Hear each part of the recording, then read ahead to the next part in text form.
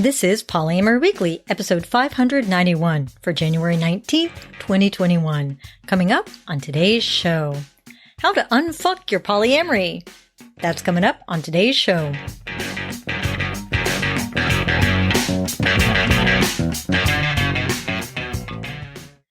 Hello, everyone. Just me and the host here today, but darn happy to be here. Why? Well, because in about 2 days, we're going to have a new president. Yay!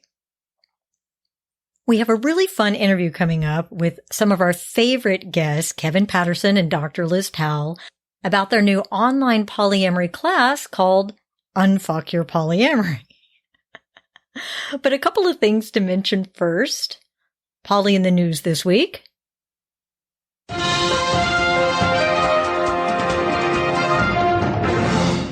Now, I haven't seen it yet, but there is a new show about polyamory on the BBC Two.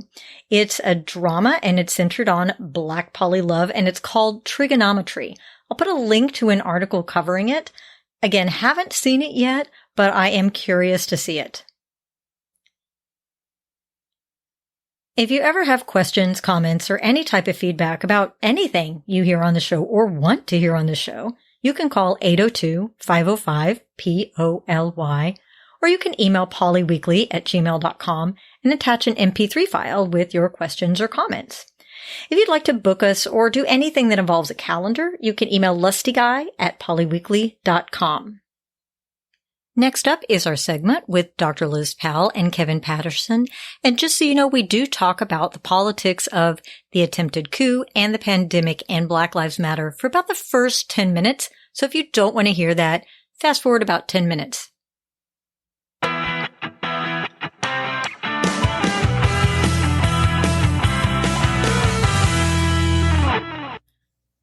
I am so excited to welcome back to the podcast some of our favorite guests.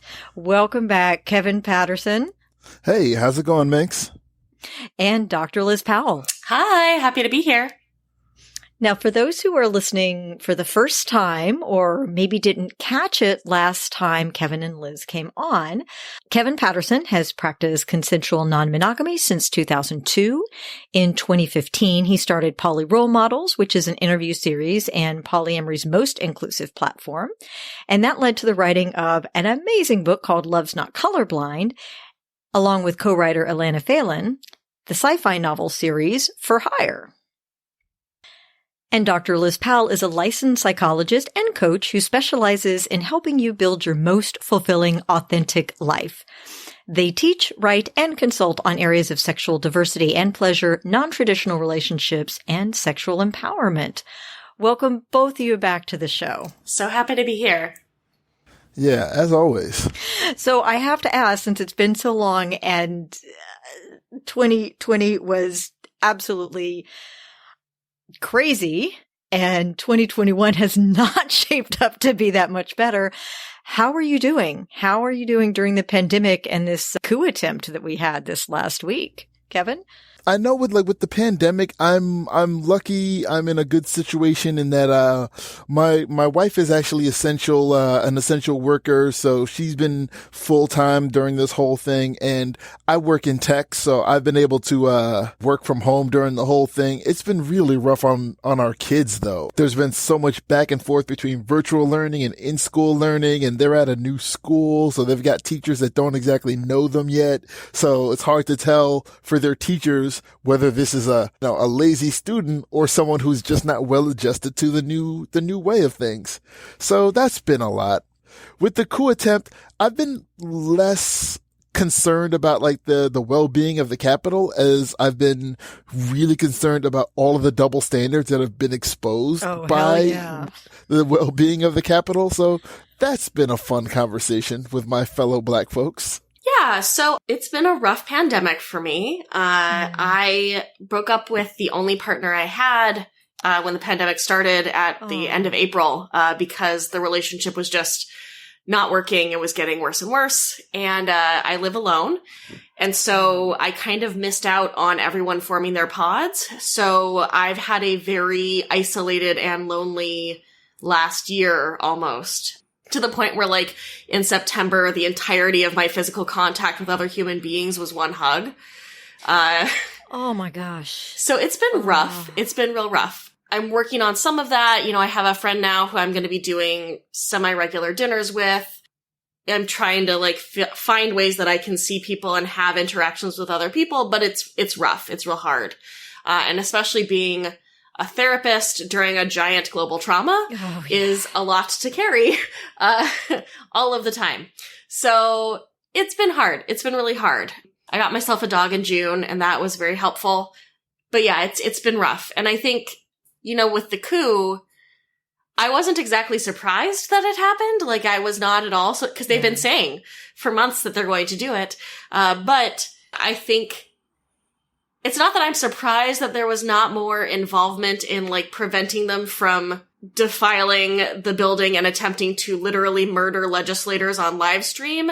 It's more that I feel this fury at the way that a peaceful protest about the murdering of Black folks gets 3 gajillion officers and people kidnapped off the streets into unmarked vans, but a bunch of white folks who openly say they're gonna murder legislators get a very gentle, like, oh, come on, let's be a little bit nicer. Oh, you want to break into the building? I mean, I guess we can't stop you. You know. Oh, boy. I know this. I know we're here to talk about polyamory, but as with the podcast, would it be okay with you two if we talked about this a little bit on this episode? Sure. Thank you, because I've just been a keyboard person, basically. I've just been, you know, sharing things on Facebook and showing my outrage and donating to causes and doing everything I can online to support folks.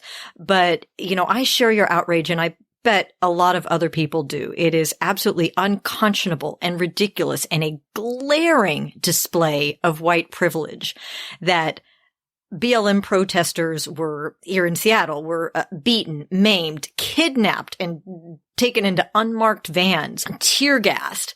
And these rioters, insurrectionists, were just literally let into the Capitol where they murdered a cop while shouting, "Fuck blue lives." Like, they had Blue Lives Matter flags, some of them, while murdering a cop. Well, so from reading stories of some of the law enforcement officers who were there, many of them were saying that, like, the insurrectionists kept trying to convince them to, like, join their team, and were shocked that the police were not just immediately going to join their team, and then started tearing up their Blue Lives Matter flags. And I think that part of that is that a lot of the people who were the insurrectionists were off-duty police officers. A lot of them were off-duty military or former military.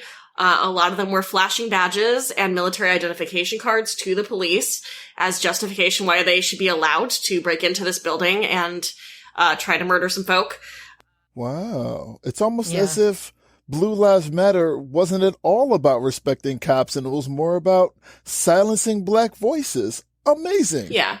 And, you know, I think one of the things that I've seen on Twitter that I think is really important is that framing this in terms of white privilege is incomplete. This is a show of white supremacy. Like, the systems were designed to reinforce white supremacy. So the reason this was not stopped was because it was an element of violent white supremacy in action.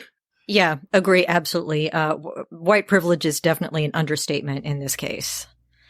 Yeah. And, like, it was kind of amazing how people on the ground in the middle of this riot, they were shocked that there were any shots fired at all. They were shocked that they were being fired upon because, you know, they're obviously the patriots.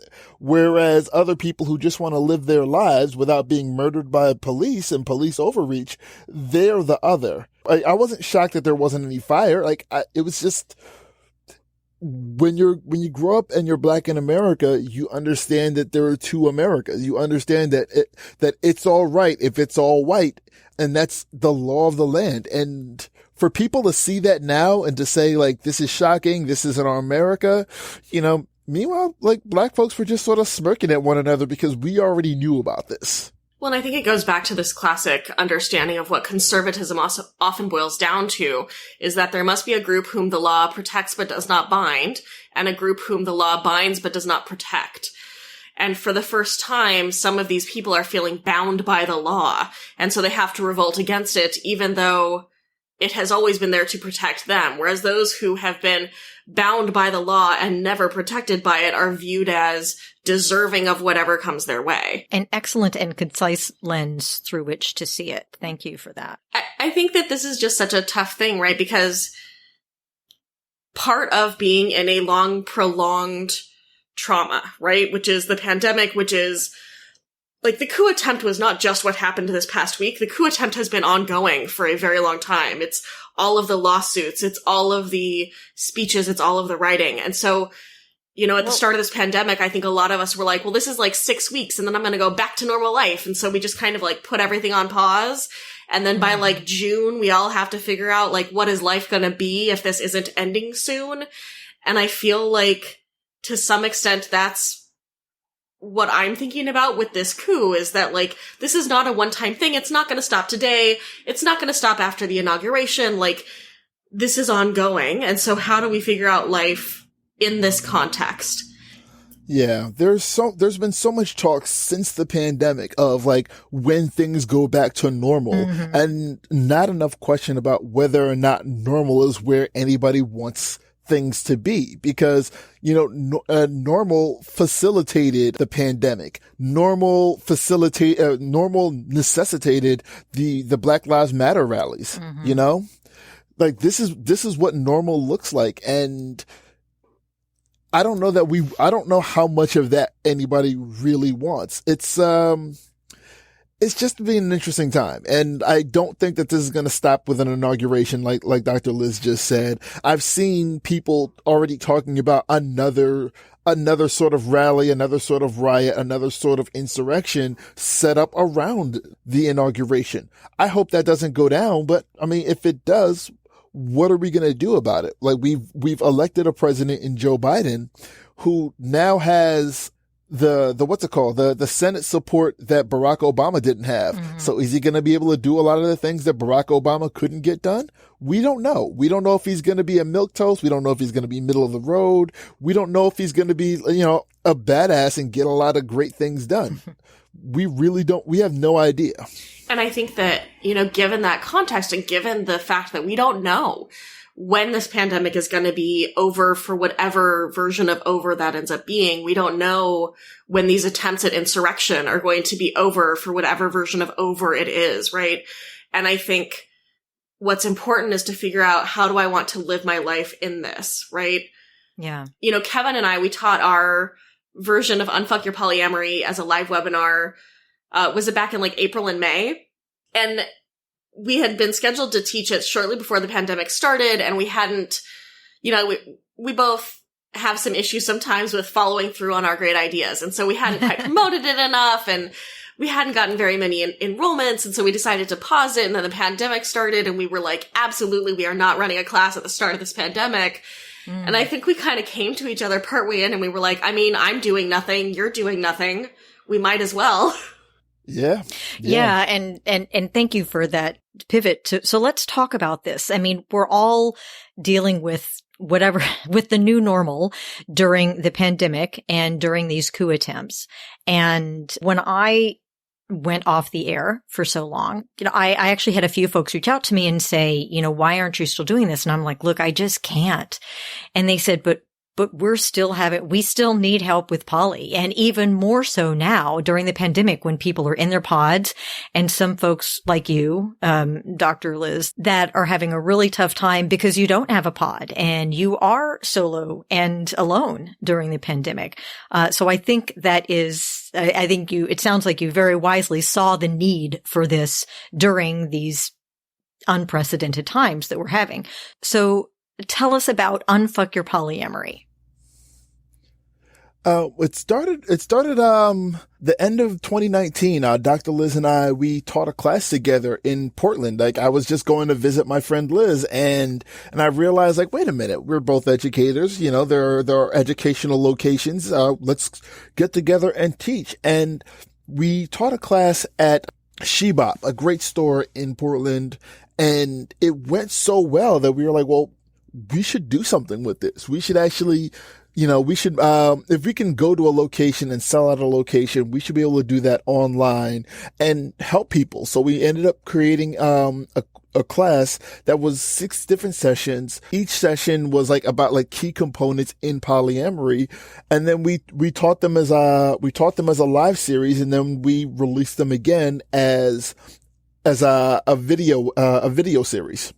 Those 6 sessions, by the way, are Polyamory 101, Boundaries, Couple Privilege, Jealousy and Compersion, Metamours, and Power Dynamics, which is I think that's a pretty good round out of the basics that you need to know. Yeah, and a big focus we wanted to have in the course was on especially the different ways that power dynamics show up and the different ways that the tendencies towards coercion and control rather than empowerment and autonomy that mononormative culture teaches us can lead to a lot of issues within polyamory. That most of us, when we're learning about how to have relationships, we learn a model that's based in limiting the other person, getting them to give you what you want, rather than a model of coming forward with what your boundaries are, figuring out what your wants and needs are, and giving your partner as much space as possible to live the life that's right for them. And so we wanted to help create a class that walks people through how to start creating a way of approaching polyamory that is about this space of autonomy and empowerment and healthy boundaries rather than trying to force everybody into a box that you want them to fit in. And also power dynamics by way of identity. By way of privilege and oppression, there are different power dynamics that are just inherent to the kinds of relationships that you're going to be in. I mean, even right now with our political situation, person A in a relationship might react to it one way versus person B in a relationship might react to it a completely different way. And that's just based on personal politics, based on identity politics. And we wanted to make sure that we pointed that out and talked about that as well, because polyamory is, by definition, polyamory by its very nature is going outside the box of of traditional standard relationships, and it's inherently political. There's always going to be a anti-misogynist, an anti-racist, an anti quote unquote norm aspect to polyamory, and that kind of carries over whether you're looking for it to or not. Yeah, and I think that there are ways in which respectability politics can also play into it. The same way that a lot of cisgender women will align themselves with the politics of patriarchy with the hopes of being the chosen women who get to be elevated. There are a lot of ways that people who do non-monogamy can choose to either lean into that radical political stance of what it is to be outside of the box and outside of the norm, or fall into, well, I'm closer to the norm, so I'm okay, but these weirdos over here are not as close to the norm, so they're not as okay. And I think I see that most prominently in non-monogamy within swinger communities, but I see it also in polyamory communities, where the people who are the closest to monogamy norms, the people who are closest to cis, white, straight, abled attractiveness are often the least radical in terms of having unpacked the ways that patriarchy and racism and mononormativity and ableism have influenced how they practice their relationships. Can you define respectability politics, just to be super clear? Sure. So respectability politics is often a way in which those of marginalized groups aim to get recognition or be less punished by dominant groups by aligning themselves with the values of the dominant group. So it's by painting yourself as being as close as possible to the dominant group in terms of their expectations, beliefs, values, those kinds of things. So respectability politics is often the fight for gay marriage as one of the vanguards of queer rights was about, what if 2 gay people want to get married and be monogamous too and have their own kid and have their own house in the suburbs? So it took queerness, which in and of itself can be a very radical thing, and found the most mainstream respectable version of it as a way to elevate queer rights. Yeah. Instead of telling the white majority, hey, respect these black kids, it's telling black kids, pull your pants up if you want to be respected. throw away whatever culture or style or whatever it is, personal style, personal touch. Throw that stuff away if you want to get respect, as opposed to just respect these kids for being living, breathing people who deserve respect. Great example. Thank you. So I really appreciate that during the pandemic, you did this wonderful pivot of saying, hey, we did a class in person. We can reach more people online. Everybody's home now anyway, for the most part. Let's do this online and then offer the recordings as additional classes. I think that's absolutely brilliant. And it sounds like you're going to pivot again, I hear? Well, adding to it. So one thing that I know both Kevin and I have run into a lot, both in talking to people in non-monogamous communities and in our own lives, is the struggle to find therapists or coaches or other helping professionals who understand non-monogamy and who aren't putting their own mononormative belief systems that they haven't unpacked onto us or onto what is or isn't okay in the people that they're seeing as clients. Most therapists don't get any training in non-monogamy. They might have like a single human sexuality class where it is acknowledged that non-monogamy exists, but it's not a prominent factor of most training programs. Same is true for coaching. Unless you're getting like a very specific niche coaching training program, you're not really learning much about it. And so we have a lot of therapists out there who, especially when they first start working with non-monogamous folks, particularly if they are not themselves non-monogamous or haven't been non-monogamous for a long time themselves, they can end up reinforcing these same problematic respectability politics, mononormativity culture elements that create problems for folks in polyamory. Yeah, very, very early in my non-monogamous journey, my wife and I were going through some struggles, and we went to see a couples counselor. And the very first thing he said was, well, why don't you stop dating other people? And that was something that like we could have done back then. Cause like I said, this was very early in our journey. But like if somebody told me that today, you know, my wife's got so many awesome people in her life. There's no way she's going to give up those folks. And I've got a lot of amazing people in my life. There's no way I'm giving them up. People aren't disposable. And that's sort of a go-to move for service providers who don't understand the landscape. Yeah. When I started my first private practice back when I was living in Savannah, Georgia, a lot of the clients who came to me told me about previous therapists who they had gone to and they said, look, I'm just really depressed. Also, I'm non-monogamous. And the therapist said, well, have you considered that you might be depressed because you're trying to do this non-monogamy thing? It's hard to find helping professionals who understand non-monogamy. For medical professionals as well, it is not uncommon that I end up educating many of the medical professionals I see about sexuality, gender, and non-monogamy because they just don't know. That's true. And so Kevin and I wanted to, you know, when we look at it, like, I would love to be able to teach everybody about how to do non-monogamy, but Kevin and I being the people to do that is great, but it's not like the best way to get to the most people possible. What we wanted to do was create a space to helping professionals figure out how to be better with the non-monogamous folks who come in through their practices so that they can help do this work as well. So that it's not just people having to find Kevin and I, we're helping therapists help other people. We're helping coaches help other people. We're helping medical professionals be better so that the more places there are for people to get help, the like more affirming places there are going to be available to them. Exactly.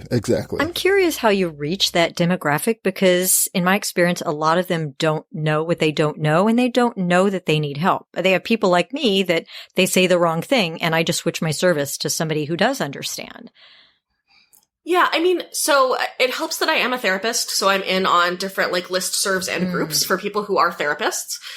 So I have the ability to reach out and contact folks through that. We also have an amazing contact through Chrissy Holman, who does work for the APA Division 44 Task Force on Consensual Non-Monogamy. And so having an in with the American Psychological Association is also very, very helpful to try to get the word out there. And we're going on stuff like this, this podcast, so that if folks have a therapist or a coach that is in their life that's struggling with this, or if they have someone they saw in the past who didn't do super well, they can help refer them to the resource as well. Well, definitely happy to help with the word of mouth on this. Always appreciated.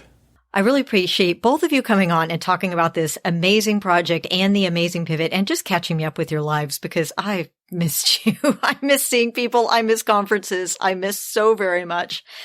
And I know that the new normal is not going to look like the old normal at all. To end on a positive note, can you share one thing that you have either learned over the last year or a positive takeaway from the last year? A positive of this whole situation, this whole pandemic, is that I watched seasons 1 through 5 of She-Ra and the Princesses of Power. Okay. And one of the takeaways that I got from watching this fantastic show is that I'm worth more than the work that I can do for people. So as hard as I worked last year, as hard as I worked in 2020, as much as I got done, as many people as I reached, when I needed to take a break, I took a break, and that break ended up being like 2 months long. And I felt fantastic about it because I'm worth more than just the work that I can do for other people. That's a great takeaway, and I need this reminder all the time. So thank you for that. Liz? I guess I would say a thing that I learned a lot about was just like the importance of integrity, and that sometimes the path of integrity is not the easy one. Sometimes it is much harder to stay within your integrity and like point out to folks when they are doing stuff that's not cool. And sometimes it means you lose relationships and that stuff doesn't work, but that it's worth it and it's important anyway. That's a hard lesson to learn. Thank you for sharing that. Liz and Kevin, thank you so much for joining us today. It's so great to hear your voices. Where can everyone find you and your work? Well, you can find both of us at unfuckyourpolyamory.com. That's the website we have both for the user course and for the service provider course. That's going to be set up for anybody looking for some great polyamory learning. My own stuff, I'm at Poly Role Models. I'm at kevinapatterson.com. I'm on social media at Poly Role Models, on Twitter and Instagram, on Facebook.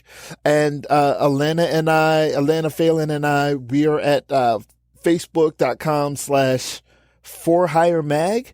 And we've got another For Hire book that's going to be coming out, in the spring. It's mostly done already. So we're pretty excited about that. Liz? Very exciting. Yeah. So you can find my stuff at drlizpowell.com. You can find me on Twitter and Instagram at Dr. Liz Powell. I'm on YouTube, Sex Positive Psych, though I haven't put up a video on YouTube in a while because there's been a global pandemic. And I also have a Patreon, which is patreon.com/drliz. Thank you so much, everybody. Please check out their links and sites. Follow them on social. These are two amazing human beings that you should know. Thanks to both of you for coming on the show today and for doing the work that you do, frankly. I really appreciate it. Yeah, we're so glad to be here and so happy to talk with you about it. Yeah, always. To join the conversation about unfucking your polyamory or anything else related to polyamory, you can comment on our Facebook page at facebook.com/polyweekly or reach out to us through Twitter at polyweekly or at cunningminx. I'm on Instagram at cunning.minx, although I don't post there very often, and just started a TikTok account as at cunningminx. We'll see how that goes.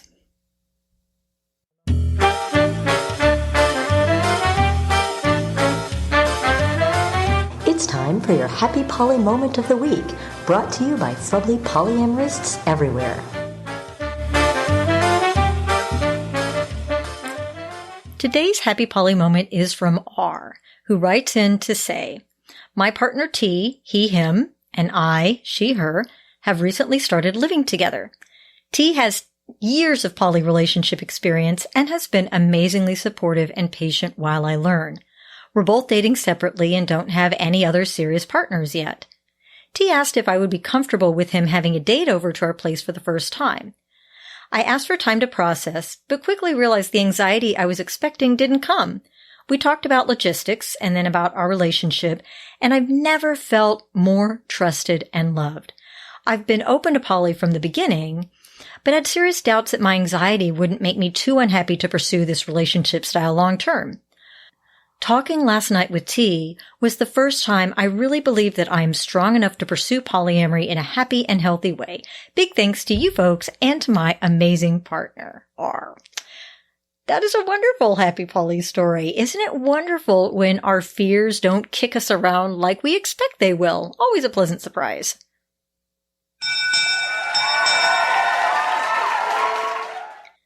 And we have 3 new Poly Weekly Playmates this month. I'd love to welcome Theresa, Rebecca, and Jillian to the Poly Weekly Playmates, and to give a shout out to our new Playmates as well as the ones who've been with us for weeks or months or years for their generous donations. We are a free resource that has helped hundreds of thousands of people navigate their introduction to and continued success with polyamory. Your donations help keep the podcast free for everybody both inside and outside the community. So with that, I will bid you farewell and say thanks for listening, and remember, it's not all about the sex.